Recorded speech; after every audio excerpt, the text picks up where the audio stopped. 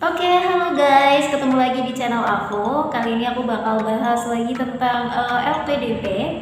Nah, sebelumnya aku ucapin selamat berjuang dulu sama teman-teman yang mau mencoba di tahun 2022 ini baik di tahap pertama maupun yang kedua gitu ya.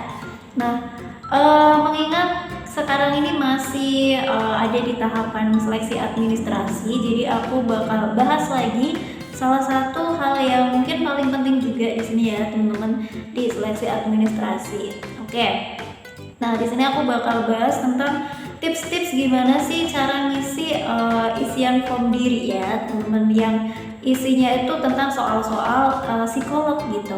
Dan aku bisa mengatakan hal ini memang penting karena nanti berdampak juga waktu kita wawancara gitu. Karena yang kita isi di form diri tersebut gitu ya, yang berdasarkan pertanyaan psikolog itu nanti bakal mempengaruhi juga waktu kita menjawab saat diwawancara gitu. So mungkin karena ini sangat penting, jangan lupa buat pantengin ya sampai akhir video. Dan buat yang belum subscribe, nah mungkin boleh subscribe dulu ya guys ya. Oke, biar channel ini makin berkembang dan makin bermanfaat lagi. Jangan lupa buat share juga ke teman-teman kalian agar infonya bisa menyebar luas. Oke. So before watch this video, don't forget to like, subscribe, comment, and share this video to your friends. Okay, so happy watching.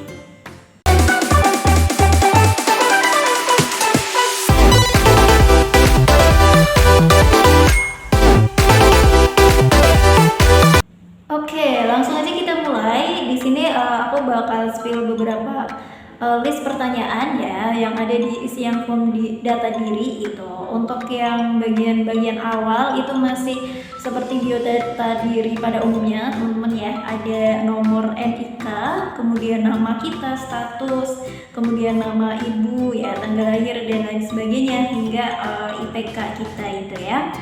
Oke, itu masih umum aku rasa. Kemudian di sini ada juga isian tentang sosial media, teman-teman. Nah, itu kalau kalian memang punya, sebisa mungkin juga disantumin karena ada salah satu kasus aku dengar dari teman aku, kalau misalkan di wawancara tersebut juga ada beberapa interviewer yang mungkin mengecek sosmed kita gitu, mengecek sosmed kita dan kayak ngecek kegiatan kita yang ada di sosmed itu gitu. Jadi mungkin bisa diisi juga teman-teman ya, dan usahakan nanti sosmednya mungkin bisa ini lagi ya teman-teman, disortir mana aja yang perlu diposting dan tidak gitu ya. Oke, itu sih. Kalau dulu aku ngisi Facebook dan Instagram aja karena Twitter aku nggak main, jadi cuma 2 aja. Jadi nggak wajib kayak harus semuanya. Kalau di sini tuh ada 3 teman-teman ya, ada Facebook, Twitter, dan Instagram gitu. Oke, kita lanjut ke informasi selanjutnya, itu tentang informasi keluarga. Ya seperti biasa ada info tentang nama ayah, kemudian pekerjaannya, alamat, penghasilan, dan juga sama halnya untuk ibu juga gitu. Oke, and then untuk selanjutnya ini ya, ini yang paling mungkin kalian kepoin ya teman-teman, gimana sih cara ngisinya. Jadi yang pertama di sini ada isian tentang kekuatan atau kelebihan ya, atau dalam tanda kurung strong point yang dimiliki. Oke. Nah, mungkin di sini kita bisa kaitkan juga sama yang kelemahan nanti di poin yang kedua. Jadi sebelumnya aku mau kasih tips dulu ya. Kalau ini sih nggak mutlak ya, karena di LPDP pun di panduannya tidak diatur secara khusus gitu ya. Jadi kalau aku boleh saranin nih, jumlah antara poin-poin yang ada di kelebihan dan juga kekurangan itu kalau bisa jangan terlalu jauh gitu teman-teman ya. Jadi katakanlah misalnya kelebihannya 7, kemudian kelemahannya 5 gitu. Kalau menurut aku juga jangan terlalu sama persis, kayak misalnya 5:5, karena kayak kelihatan banget diatur gitu ya teman-teman. Tapi terserah teman-teman, itu balik lagi ke kalian bagaimana nyamannya seperti itu ya. Jadi ya intinya kita bisa merepresentasikan diri kita dengan baik gitu aja ya. Oke, balik lagi ke poin kelebihan kelebihan tadi. Jadi untuk poin kelebihan ini itu kan kayak list gitu ya teman-teman ya, ada berapa baris yang bisa kita isi dan itu kayaknya nggak terbatas gitu ya. Nah terserah kalian mau ngisi berapa gitu ya guys, tapi di sini jangan lupa jangan hanya ngelis kelebihannya aja. Misalnya gini, misal tidak mudah menyerah ya, misal poin tersebut kalian cantumin nih, tidak mudah menyerah, tapi jangan berhenti di situ aja gitu. Jadi kalian ceritakanlah mana sih bentuk dari diri kalian gitu ya, atau dari pengalaman kalian yang kalian tuh bisa simpulkan bahwa diri kalian itu tidak menyerah gitu. Kalian bisa kaitkan dengan apapun itu yang berhubungan sama ya pengalaman atau kejadian di masa lampau ya, yang itu kan berarti udah kejadian nih, udah real gitu ya gitu. Misalnya nih kalau katakanlah dalam perlombaan ya, perlombaan terus kalian kayak gigih nih, nggak menyerah walaupun udah pernah gagal, terus coba lagi. Nah itu bisa dijadikan statement pendukung ya. Jadi jangan hanya satu kalimat aja kayak tadi, tidak mudah menyerah, udah titik gitu. Kalau bisa dijabarin lagi kenapa kalian bisa mengatakan hal tersebut gitu. Tuh sama halnya dengan poin-poin kelebihan yang lain yang kalian cantumkan. Jadi harus ada supporting statementnya gitu ya teman-teman. Oke, itu untuk yang kekuatan atau kelebihan. Sekarang untuk yang kedua yaitu kekurangan teman-teman ya. Ini kurang lebih juga sama kayak poin sebelumnya. Jadi jangan hanya mencantumkan satu kalimat aja atau poin besarnya saja ya. Misalnya nih, misal kita mau nulis mudah lupa gitu ya, itu kayaknya masalah secara general ya, aku juga seperti itu kok guys. Jadi kalau misalkan kalian mau nyantumin poin mudah lupa ini, kalian cantumin juga. Nah ini kan karena kelemahan ya, karena kelemahan atau kekurangan ini berarti kalian yang dicantumkan adalah bagaimana solusinya gitu ya. Jadi kayak misalnya gini, kalau poinnya adalah mudah lupa, kalian bisa jabarkan itu dengan misalnya untuk menghindari kebiasaan tersebut ya, bukan kebiasaan ya, untuk menghindari mudah lupa tersebut, saya mencatat poin-poin atau informasi-informasi penting yang saya dapatkan di note ataupun di handphone juga bisa ya gitu. Intinya ada solusinya teman-teman ya, jangan hanya poin besarnya aja. Nah tujuannya apa? Tujuannya adalah ini bisa memberikan pandangan kepada interviewer nantinya bahwa apapun kekurangan yang kita miliki itu sudah bisa kita sikapi dengan baik, sudah bisa kita temukan solusinya dengan baik. Jadi istilahnya tidak dibiarkan begitu saja gitu, karena kan memang manusia punya kelebihan dan kekurangan gitu kan, tapi bagaimana bisa untuk ini ya menyikapi hal tersebut gitu. Oke, itu untuk kelemahan dan kekurangannya ya. Kemudian untuk selanjutnya di sini ada poin pengalaman membanggakan. Nah ini terserah kalian, kalau jumlahnya juga kayaknya nggak ditentukan pihak LPDP.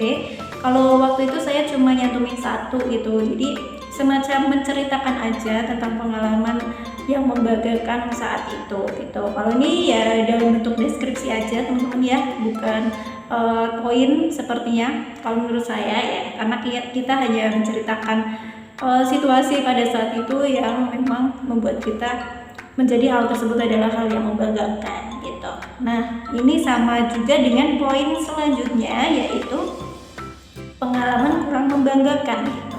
Oh iya, di poin yang pengalaman membanggakan ini kalau bisa kalian cantumin juga value ya, value atau moral value yang bisa kalian petik dari kegiatan atau kejadian tersebut gitu. Sama juga dengan pengalaman kurang membanggakan ini gitu. Jadi kalau kurang membanggakan itu kan full of sadness ya teman-teman ya, kayak sedih gitu, tapi coba ceritain juga dari sisi positifnya gitu ya, bisa dari bagaimana kalian menyikapinya lagi gitu. Jadi jangan hanya stuck di ceritanya saja, tapi gimana kita bisa mengambil hikmah dari setiap kejadian tersebut gitu. Oke. Dan kemudian ada poin lagi nih, hal terakhir yang diajarkan pada diri sendiri gitu. Oke, menurut aku ini cukup menarik ya teman-teman pertanyaannya, karena kan setiap dari kita itu pasti kayak memiliki apa ya, suatu kejadian yang memang tuh bikin kita tuh belajar banyak dari kejadian tersebut. Oke, jadi kalau ini balik lagi ke masing-masing kalian, gimana memilih kejadian di masa lalu untuk kalian angkat gitu ya, untuk menjadi hal yang terakhir yang diajarkan pada diri sendiri gitu. Nah, berarti sama kayak 2 poin sebelumnya, kita harus juga mencantumkan amanah ya, atau moral value yang bisa kita petik, dan harapannya hal itu menjadi pembelajaran yang penting di kehidupan kita ke depannya gitu. Intinya ada apa ya, poin-poin yang kita ingat selalu ya teman-teman ya. Jadi biar kedepannya tuh kita bisa menjadi pribadi yang lebih baik gitu. Oke. Selanjutnya di sini ada kesalahan yang pernah dilakukan selama belajar atau bekerja. Nah, kalau yang bagi kalian yang masih kuliah ya atau fresh graduate, berarti kalian kaitkan sama pengalaman di perkuliahan gitu ya. Karena di sini kan ada opsinya di selama belajar atau bekerja. Cuman kalau yang bagi yang sudah bekerja berarti bisa kalian ambil dari ini ya, ruang lingkup pekerjaan gitu. Oke. Tapi ini mirip dengan poin yang kelemahan tadi teman-teman ya. Jadi karena kesalahan gitu ya. Nah, kita cantumin juga nih, jangan cuma cerita tentang kesalahan yang kita lakuin. Cantumin juga gimana kita bisa deal to that problems, and also kita juga harus bisa mengambil hikmah ya, dan juga bagaimana sih solusi yang kita implementasikan, yang kita lakuin waktu itu ya, waktu melakukan kesalahan itu. Jadi ini tuh seperti problem and solution gitu ya guys ya, untuk pola berpikirnya. Terus lanjut lagi, ini ada poin tugas di luar ruang lingkup yang seharusnya. Oke, ini tuh kalau misalkan di pekerjaan itu kalian bisa kaitkan apakah kalian pernah mengerjakan sesuatu di luar job desk kalian gitu ya. Di sini mungkin aku menangkap satu hal, kayak misalnya ini bisa membuat kita dinilai orang lain untuk ini ya, rasa kepedulian kita terhadap lingkungan kita. Sepertinya ada arah ke situ ya guys ya. Nih buat kalian mungkin yang paham tentang dunia psikolog bisa komen di bawah ya. Terus kalau misalkan masih kuliah atau fresh graduate, kalian bisa kaitkan ke pengalaman kalian misalnya di organisasi nih. Nah itu kan biasanya ada beberapa job desk gitu ya. Coba kalian ingat-ingat lagi apakah pernah melakukan di luar job desk di organisasi kalian gitu ya, dan lain-lain. Kalau misalnya kebetulan nggak ikut organisasi nih, nah yang mungkin bisa juga di lingkungan masyarakat atau lingkungan keluarga gitu. Jadi bisa dimanapun ya teman-teman, jangan menutup kemungkinan gitu. Jadi kita masih bisa ngambil poin-poin itu dari setiap kehidupan kita gitu. Oke. Dan poin terakhir di sini yang aku mau bahas adalah pembeda dari peserta lainnya. Nah, ini sebisa mungkin coba ceritakan hal yang paling unik dari diri kalian, tapi jangan takut apakah hal tersebut itu istimewa atau berbeda gitu teman-teman ya. Jadi setiap kita tuh punya kelebihan masing-masing teman-teman ya. Nah ini tinggal bagaimana cara kita mengemasnya. Yang penting di sini adalah be origin ya teman-teman ya. Harus asli dan harus pede kalau kita tuh memang berbeda dengan peserta lain. Oke, tipsnya adalah gimana sih bisa terlihat berbeda dengan peserta lain itu kita ceritakan aja pengalaman kita gitu ya. Misalnya nih kalau mau bilang kalau kita ini pantang menyerah ya gitu atau gigih. Nah coba ceritakan apakah kalian pernah mendapatkan sesuatu yang dengan karakter tersebut itu memang bisa berhasil gitu ya. Jadi bisa dikaitkan dengan pengalaman lagi gitu teman-teman ya. Oke, seperti itu dari aku. Jadi poin-poin tadi itu sebenarnya bisa ditarik satu kesimpulan kalau jangan hanya mencantumkan poinnya saja, tapi harus berdasarkan dengan problem and solution ya guys. Dan juga harus percaya diri untuk merepresentasikan diri kita dengan baik gitu ya. Jadi jangan takut kayak misalnya apakah diri ini kurang baik ya dibandingkan peserta-peserta lainnya, itu jangan takut ya teman-teman, karena background kehidupan kita itu berbeda-beda. Jadi sebaik mungkin kita bisa memilah dan memilih mana yang menjadi poin plus dari kita ya, itu yang kita suguhkan nantinya ya. Oke, mungkin itu aja teman-teman dari aku, karena ini berkaitan sama bom diri. Untuk yang lainnya sepertinya masih umum ya, seperti isian nilai dan sebagainya, itu balik lagi ke data kalian masing-masing. Oke. So I think that's all from me. Hopefully it will be useful for you guys. Dan sekali lagi aku mau ucapin ke kalian, buat yang masih berjuang di LPDB 2022 ini, semoga kalian lolos dan bisa menjadi awardee di tahun ini gitu. Oke. So don't forget to subscribe ya guys, don't forget to like and comment, share juga ke teman-teman kalian, and see you next time. Thanks for watching, bye bye.